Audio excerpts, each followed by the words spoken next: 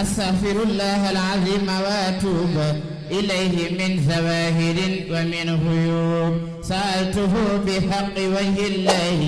مغفرة من جملة nekkati wasa ba 23h ba tey dañuy noppali lonk ba 4h du matin mu doon loo xam ni aspect bu négatif la ci suñu dund nga xam ni li ñuy wax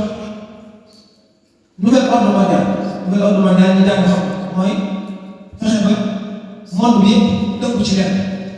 bokk gis-gis bokk def-def maanaam bokk jëf bokk gis-gis loolu la ñuy wax nouvel ordre mondial nga xam ne képp koo xam ne yaa ngi dox ci mbirum seytaane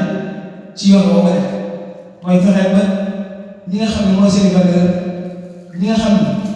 diine l'islam li muy inculqué ñu fexe ba dindi ko ci ñun mooy leen dëkk dindi seen valeur te valeur yooyu pour ñu dindi ko dañ ci instauré loo xam ne tey réseaux sociaux bi ci la bokk nga xam ne yomb nañ ko yombal loo xam ne boo demoon sax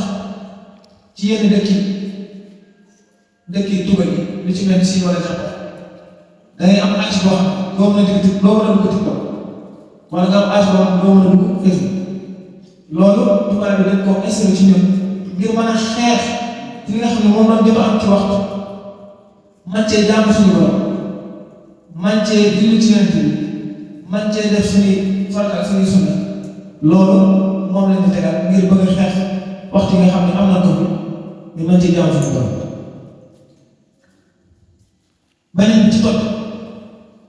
mooy jëf ju techniquement unité moo ko bëgg a solo mooy jëf ju amul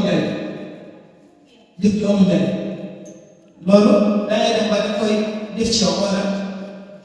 bu ngeen seetloo téléphone yi def nañ ci xeetu gisee yoo xam ne damay xool sama benn ko boo xam ne dama ko xool ba ci yàgg ma ñëwaat ko ngir maanaam nañ ko jëlee ci monde bi ci monde réel maanaam ci dëkk waxee nañ ko jëlee ci dëkk waxee yóbbu ko ci beneen monde